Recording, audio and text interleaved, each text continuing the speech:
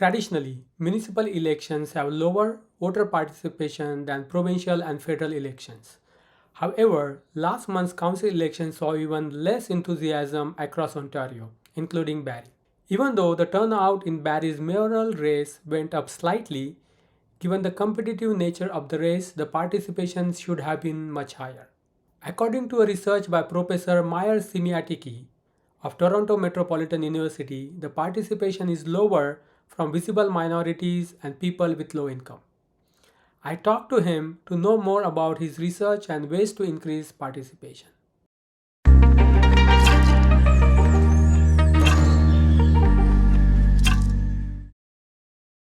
So, the voter turnout in the last month's municipal election was very low. 29% in Toronto, 24% in Brampton, only 21% in Mississauga, and Barrie was a little bit higher at 30%. But Barrie had a competitive race, and these other municipalities did not. So there was an expectation of higher voter turnout in Barrie, but that didn't happen. So you did as you said, you are a political science professor. You have done extensive work in studying Canadian politics, but specifically you did a research report in 2014 trying to understand the lower voter turnout in the city of Toronto. So could you just talk a little bit about that research in the beginning? Yes. The patterns that we identified in that early study in 2014, almost 8 years ago, uh, we're trying to answer the question, what do we know about which city residents vote and at what rates do they vote? In other words, is voting or likelihood to vote equally distributed across different geographic parts of the city, or is it concentrated and clustered in some areas?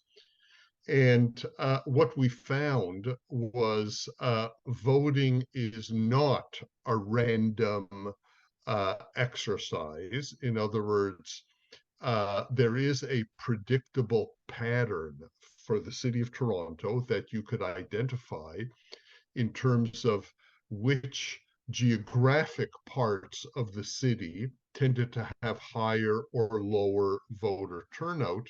And then if you looked at the composition of the population of those different geographic areas, you could extrapolate or draw inferences about which demographic populations voted at higher or lower rates than others. And by far, the most striking contrast or variable that we identified was immigrant and visible minority. So we are looking at eligible citizens, people eligible to vote. And the voter turnout rate varied dramatically in different wards and different neighborhoods. And the population composition in the city of Toronto varied dramatically. There are some wards in the city of Toronto that had 75 to 80% of the population who are visible minority, and some wards that had visible minorities at 20 to 30%.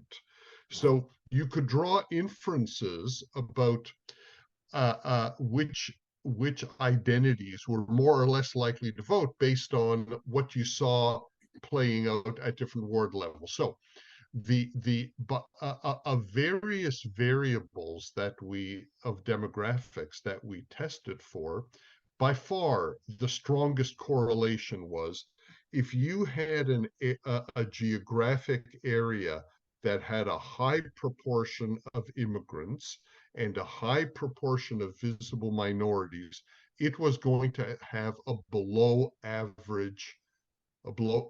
city average rate of voter turnout. And if you had Canadian born and white population, you were going to have a higher rate of voter turnout. So this obviously, raises some alarming questions about what is the disconnect for immigrants and visible minorities that is preventing them from participating more, from voting more. So that's a whole conversation that needs to be had. There was also a correlation, not as strong, but it was there, around income. The higher income areas had higher voter turnout, and the lower income areas had lower voter turnout. Now, all of this is in the context, firstly, of needing to recognize that municipal elections generally have a significantly lower voter turnout than provincial and federal elections.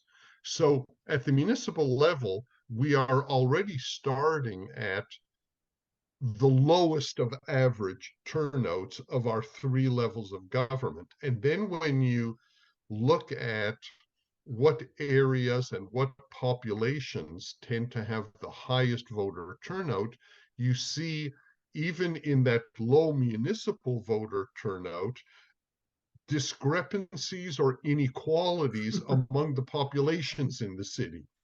And this is not just an academic correlation. This has real life political implications, because the message it sends to elected politicians is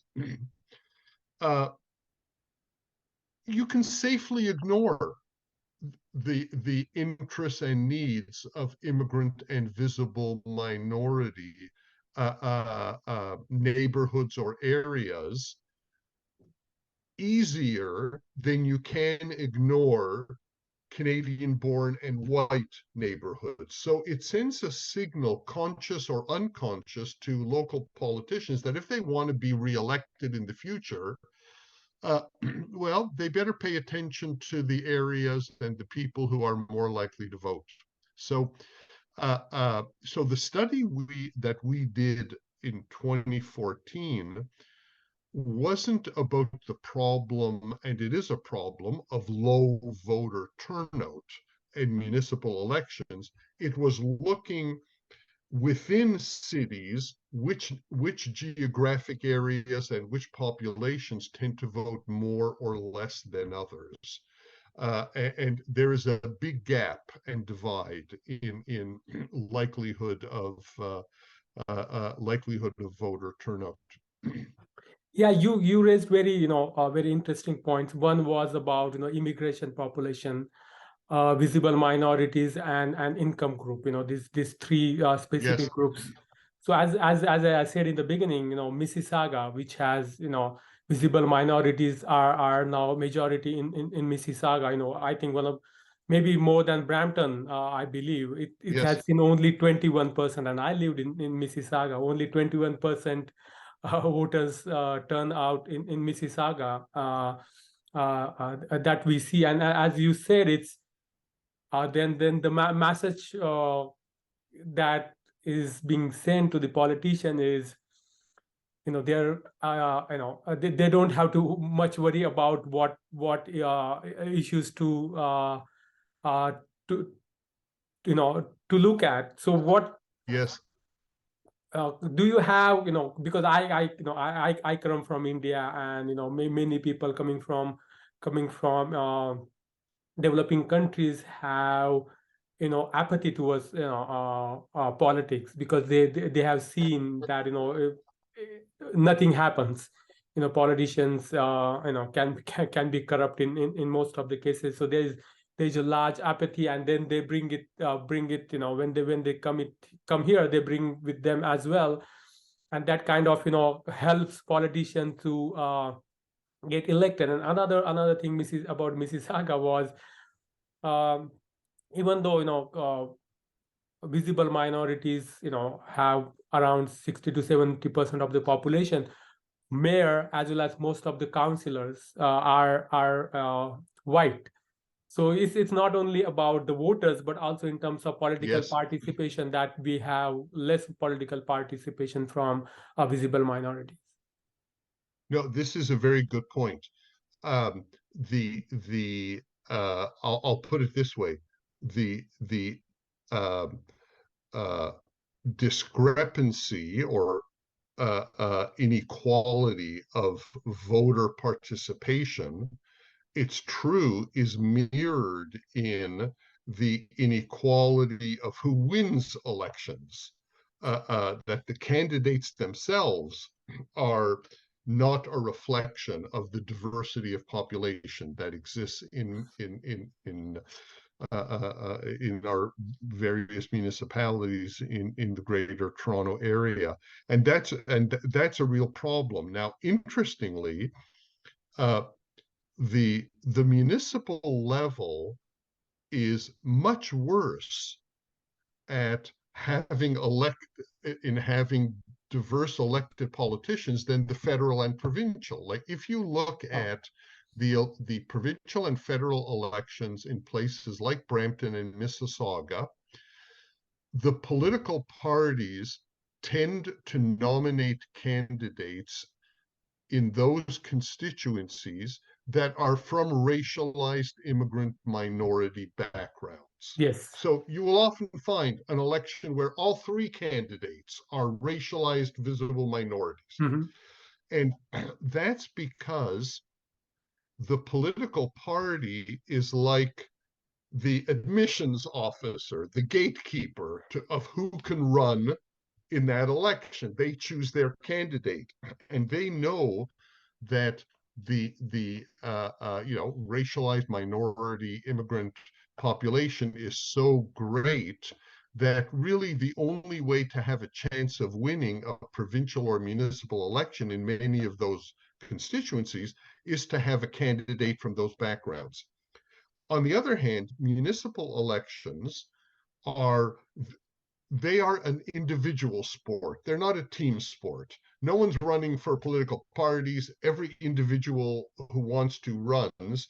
And in a way, it's understandable that municipal politics is more complicated to understand than federal and provincial. And so, and it can often be unclear to many people, including Canadian-born, uh, uh, why municipal politics is important, what they are responsible for, how the election system works, why aren't there political parties, who are these people who are running. There are many factors that explain why voter turnout at the municipal level is always lower than federally and provincially. But a lot of it's just much more confusing and unclear how the municipal system functions and operates. So the effect of it is that immigrant and racialized minorities are typically themselves more drawn to uh, uh, federal and provincial elections and politics, which are like elections from their homelands. So people who come here from India or Pakistan, they understand there are political parties field candidates. It's a similar kind of system. But at the municipal level, there are no political parties. It's hard to know how to go about organizing your own campaign when you have no party, no team. So it becomes a vicious circle. It's in a way harder for immigrants and visible minorities to have their own understanding, but then also their own network of fundraising donors, volunteers to run an individual campaign. So there are fewer candidates from immigrant and racialized communities who are running for election, who are elected, and then that in turn, in a way, sends a signal to those communities that municipal government isn't for them, it's for other people. So there are all kinds of barriers that I think get in the way of uh, uh, better representation of diversity in municipal politics, both in terms of who votes and in terms of who gets elected.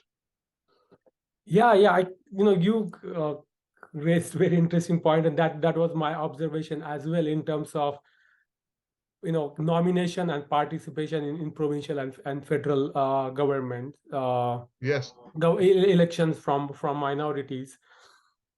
So I don't know if it is true, but my feeling has is in this matter is as when I was living in Mississauga, there were pictures surfaced in the past showing how Brampton and Mississauga was 30 years back. There was a picture of some varsity soccer team or baseball team that it showed, oh, the entire team was white, and now it's more racialized yeah, than yeah, white. And it I feel like when immigrants come here, they kind of look for the leadership, the prominently white male leadership, and they want to support that in terms of having that threat yes, lesson, because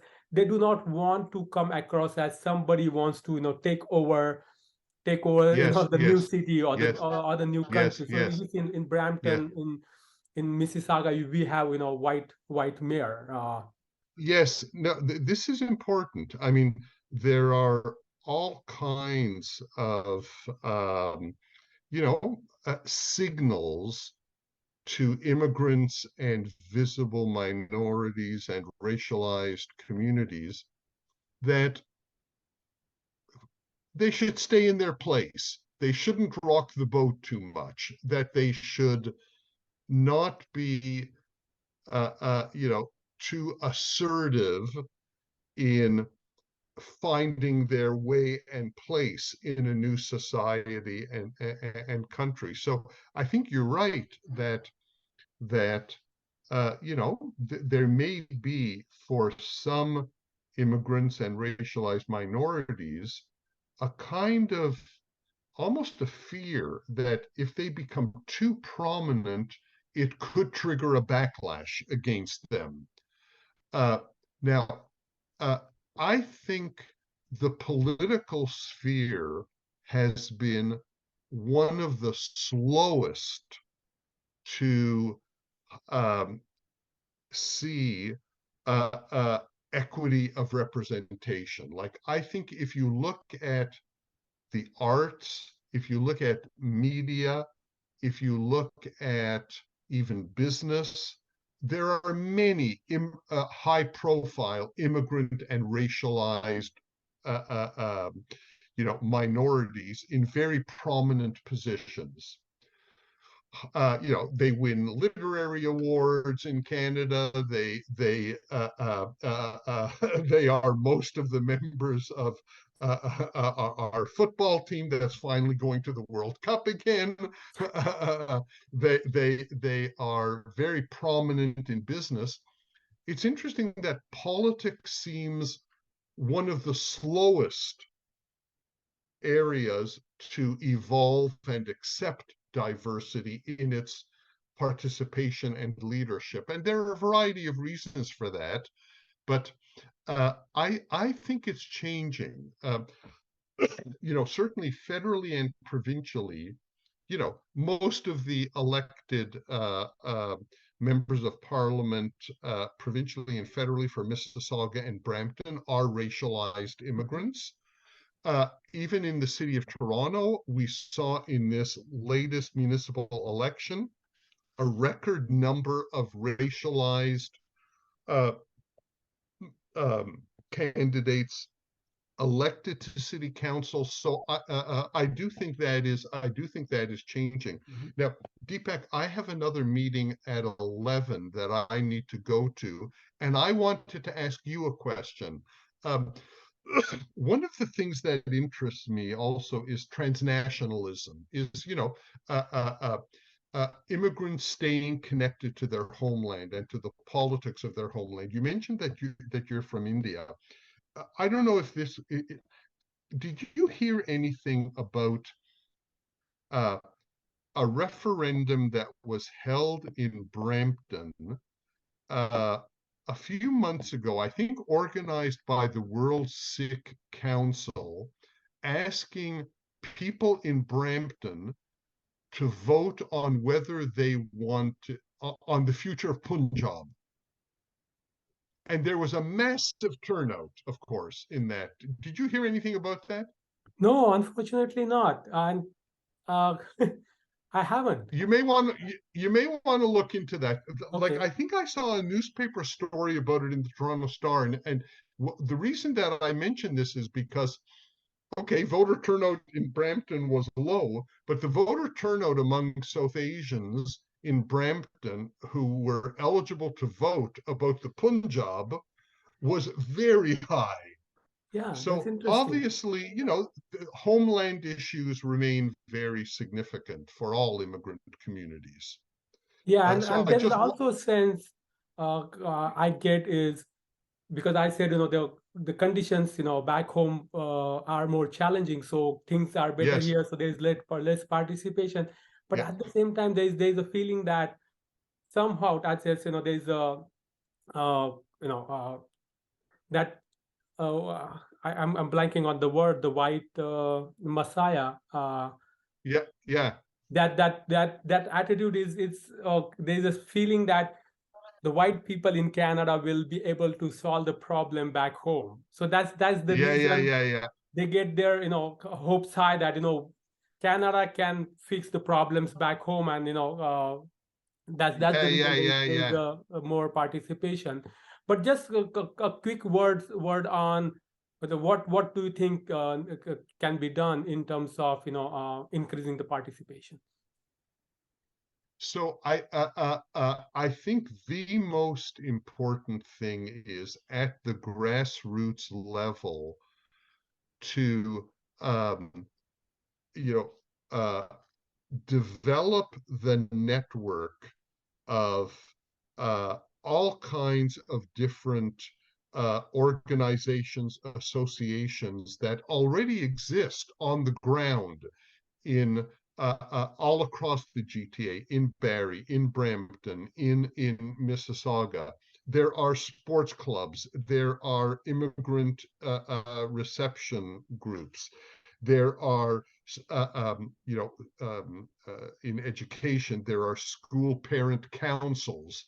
There are all kinds of associations that exist that involve the participation of many, of all kinds of local residents, including immigrants uh, um, and racialized minorities. And I think what is most needed is to get those organizations which already have an active membership, to get them to identify and recognize the importance of politics and government at all three levels of government for the issue that they care about, whether it's the quality of schools for their children, whether it's the quality of parks and recreation programs, whether it's the nature of newcomer services, employment opportunities for immigrants, whether it's housing.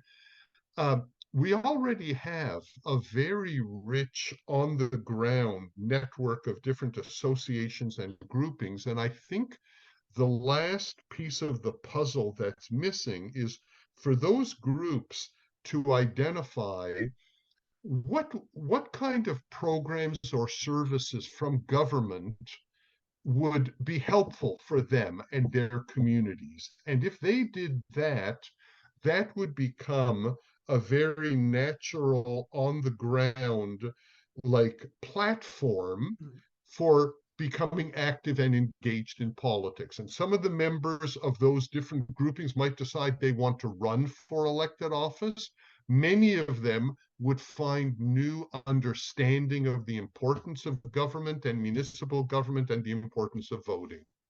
Yeah, So and you know, Deepak, in case of yeah, Barrie, though it doesn't have it doesn't have strong minority population. It has very strong low income population. So those can be applied to that's right. that as well. Thank you so No, much for very your time. happy. Best wishes with this. Yeah, Bye. thank you. Bye.